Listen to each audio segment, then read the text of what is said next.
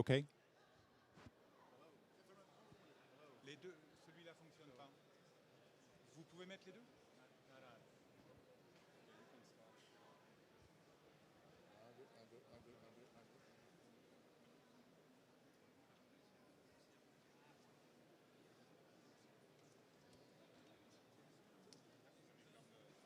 Un, deux, deux, deux, deux, un, deux, un, deux, un, deux, un, deux. Okay. All right. Bonjour. Good afternoon. It's a tough start. Every presenter's worst nightmare. Jump drive didn't work. Microphones weren't on, but now we're good to go. My name is Dan Schreiner. I'm the nuclear product manager for Reuter-Stokes, which is a Baker Hughes company based out of Ohio in the United States. And my name is Georges Helleux. I'm in charge of the nuclear market at Thermocoax. This is a company belonging to Spirax Group. So we're going to do a brief overview of our two companies and then dive right into some of the instrumentation challenges for the upcoming small, modular, and advanced reactor markets. So Reuter-Stokes is based out of Twinsburg, Ohio, in the United States. We were founded in 1956, and we are the original equipment manufacturer for neutron flux monitoring detectors for the global boiling water reactor fleet. We used to be part of the General Electric family of businesses. We are no longer, but because of that heritage, we find our detectors in every boiling water reactor that's operating in the world. So along with engineering and manufacturing in-core sensors, we have a pretty well-defined core competency of precision engineering and precision manufacturing. Our claim is that we're very good at very small signal capture and transmission.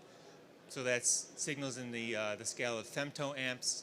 And then we also are really good at manufacturing detectors to keep that hermeticity, make sure we have the correct gas mixtures, the correct pressurization, the correct level of uranium electroplating on our fission chambers so that we can achieve the desired measurement technique and sensitivity that our customers are required to have to operate their existing reactors. Talking about Thermocoax, so similarly to Reuter-Stokes, we've been founded in '56. We have no capitalistic relationship.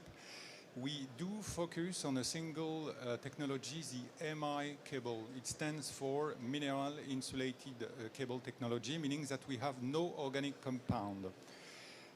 We focus on three market segments: nuclear, I'm in charge of it; ADS, so aero, defense, space, and also semicon. We've been acquired by Spirax Sarco in 2019. We have the chance to have two quality assurance manual, one related to ISO and the other one NQA1 ASME. And as you can see, we have a brand new factory in Normandy. We are very proud of it. So we are prepared for the decade to come. Basically, what do we offer based on MI cable? Three different product line. It's bespoke solutions only, nothing standard. First one related to cabling. As soon as you want to convey a signal from, let's say, the RPV, reactor pressure vessel, up to the EPA, electrical penetration assembly, and you want to have a line which can survive accident condition, then our technology, MI cable, is the ideal candidate. Along with that, you have to have a very robust connector. Usually we are using ceramic connector. So that's the first offer. Second offer related to sensor, and we are talking about in-core sensor. We can measure three different parameters, three different physical parameters. The first one would be temperature. Second one would be neutron flux. And then water level. Third application related to heaters.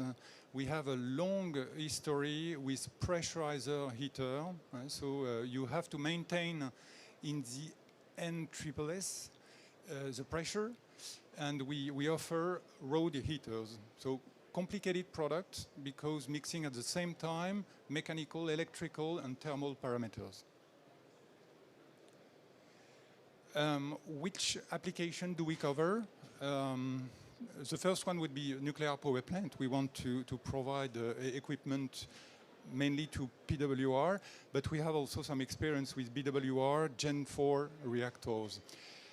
Also some application in big science facility, very proud to have all the cabling of the tokamak of ITER.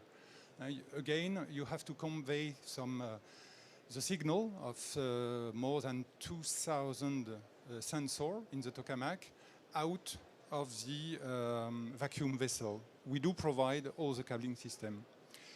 Ultimately, test loop, we do provide heating solutions, high watt heating solutions. There's plenty of different test loops to demonstrate that the reactor is performing the right way, the fuel is okay. So we do provide high watt density heaters. So let's talk about some of the technical challenges that we as suppliers are seeing for this new market. Because a lot of these new designs, whether it's molten salt, liquid sodium, high temperature helium, are just fundamentally different than the light water or even the CANDU reactors that we're all used to. We're seeing substantially higher temperatures, and in some cases also higher pressures. And in addition to moving away from light water cooling with your molten salts and your liquid metals, there's different mechanisms for corrosion. So all of these things had to be factored into the design of our products to do the neutron flux monitoring or for the gamma radiation monitoring. And in addition to the actual technical parameters, temperature, radiation flux, pressures, flow rates, also everything is much smaller. So there's a bigger emphasis on small size, small weights, in the microreactor market on transportability to get the microreactor to its end station to be installed for use. So all of these things are design constraints that really need to be thought of up front at the beginning of the project in order to make sure that the core design team is talking to the instrumentation design teams so that our two solutions can work together in a most optimized and efficient manner with the lowest cost and best schedule. And really, when you look at a lot of these new reactor designs, whether it's Gen 4 or beyond, not a whole lot of it is really like new. A lot of this was researched back in the 1950s and 1960s. For example, Idaho National Laboratories in the United States has had 50, I think they're up to 54 different test reactors that have operated at that facility over the last 6 decades. So now it's really taking learnings, like fundamental scientific breakthroughs from early on in the atomic age and commercializing it to where we can now lean on these new techniques to generate electricity that's cheaper and more reliable and more efficient. So as we heard from our friends from the Canadian booth this morning, Ontario is looking to add 18 gigawatts of additional capacity. So that's 60 300 megawatt small modular reactors. And everyone, no one seems to want to be number one, but everyone wants to be number two. So that's where you start seeing these rapidly increasing curves on both generation and on capacity. So what this means is you back that up a couple years, we're looking at raw material constraints, you're looking at human resource constraints for trying to get the right talent of people to work on your challenging solutions for your specific reactor, for your specific instrumentation. So it's important to think about what are those trade-offs of what has to be novel, new design versus what can I take commercial off the shelf, maybe make a modification or two, but it'll significantly help my schedule. So one thing that we've actually have been learning the hard way after working with several small modular reactor developers over the last two and a half years is the importance of specifications. So anyone that's in the room that's an engineer knows that specifications are fundamental to both a project success to a product success, and it kind of defines the rules of the game for what is acceptable and not acceptable. In a lot of these novel designs, the specifications are ambiguous. They're developing as you go along, which is totally fair. In fact, that's a good way to pull in your schedule, is to go find a partner in industry, develop a commercial contract where you two work together to collaboratively create your specifications. But at the end of the day, there must be a specification, because that will be the foundation for a cost and schedule estimate from companies like Reuter-Stokes or Thermocoax to stand behind our products to then provide to the SMR or advanced nuclear market. So everyone is always pushing schedule. Schedule seems to be priority number one for all SMR projects that we've encountered so far. And with that, almost everyone wants some form of commercial off-the-shelf product. Well, just take that design and make it work here. Sounds awesome, but it doesn't always work that way because of the uniqueness of your design, whether it's a temperature limitation, whether it's a geometric constraint, whether it's a penetration to your pressure vessel. We have to do some small tweaks. So what we would do, and I'm sure Thermocoax is much the same, we do have our standard catalog of thousands of radiation, either neutron sensitive or gamma sensitive radiation detectors. We'll go find the one that's close or close enough, and then we'll start making tweaks to it. Maybe change the gas fill, maybe change the active length, maybe change the diameter. So at the end of the day, it ends up being a custom product for your application. So one of the in-core instrumentation development projects that we're working on that we're very excited about is called the gamma thermometer. This is a in-core instrument that's permanently installed in core, so it is not introduced and then retracted. It's installed and it stays installed. And it's a mechanically simple device. It's essentially steel surrounding cables with some argon-filled chambers that acts as a gamma-sensitive detector. So the steel housing of the detector itself is sensitive to gamma radiation. We introduce a chamber, which is shown right here in the white space or right there. It's filled with argon. And then we have a differential thermocouple where we can measure the difference between T hot and T cold with that argon gap essentially acting as a resistor. And with the difference in temperature across that differential thermocouple, we can then correlate that to gamma flux, i.e. reactor power. So you can use this as a measurement device to measure reactor power in real time, and also for calibration of your neutron flux monitoring systems, whether they are in-core or ex-core fission chambers.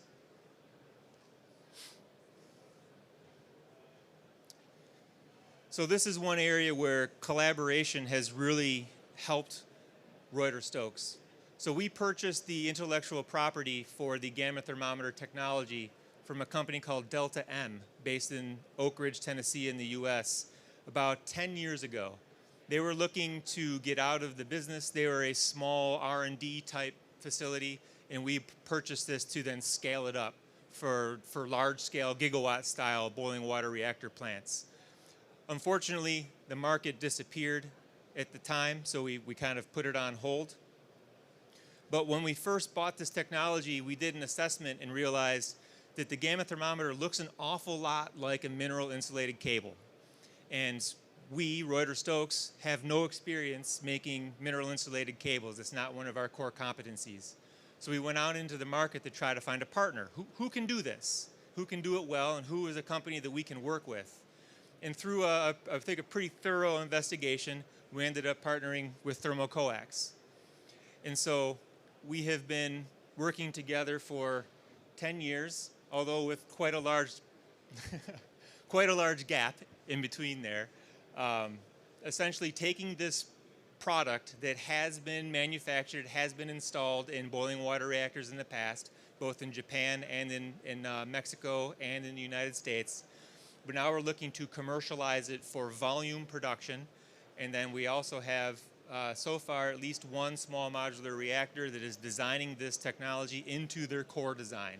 So there is a full market for this, with others that are also thinking about it for in-core axial flux mapping and calibration for X-core fission chambers. And I think this is really key. So instead of Reuter-Stokes assessing that we're going to make this in-house ourselves, and we're going to embark on a multi-year, say 4 or 5 year new technology introduction, a new product introduction process, stand up a manufacturing line, and try to learn how to essentially make what looks like an MI cable, we said, how do we do this more efficiently? How do we do this faster? And that's where Thermocoax comes in. With their expertise in MI cable, and then our knowledge around the technology itself, I think we've done a great job of working together to really bring this technology to a volume scale commercialization process.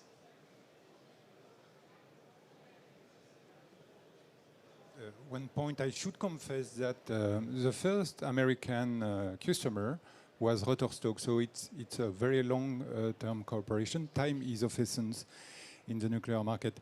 So similarly to GT, gamma thermocouple, we can do the same with SPND, self-power neutron detector. Again, it's quite similar.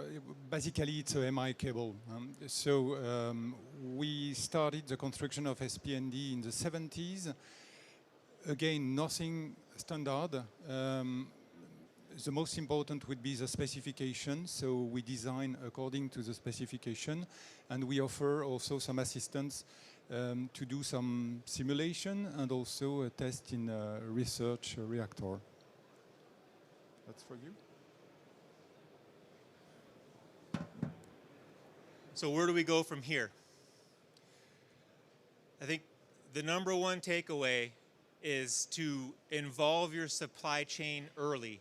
The earlier that your fuel core design team can talk to the neutron flux instrumentation supplier and really hone in on some of those really key decisions that will inform where you can put your detectors, what your detectors look like, whether they're fission chambers installed X-core, whether they're SPNDs or gamma thermometers installed in-core, whether they're boron 10 lines ionization chambers. Like all of that level of detail, the earlier you get to it, the less of a cost and schedule impact you will have when you do go out to approach the marketplace to decide what is out there, who are the developers or who are the players in the instrumentation market. And I think also early access to the supply base will increase your odds of being able to use a commercial off-the-shelf type starting point with some tweaks so that it's specific to your application. But the earlier on you're in and where you have more design flexibility, it's easier to then to use that commercial off-the-shelf product as the starting point. And then I guess my last point is please, please, please don't forget about the importance of design specifications. This has been a real pain both for myself and for Georges personally with some SMR developers, where it is just crucially important to understand what your specifications are and what are your rules for success and what are our rules for success. Because if they diverge, then it becomes very difficult to have a successful program. And thank you very much.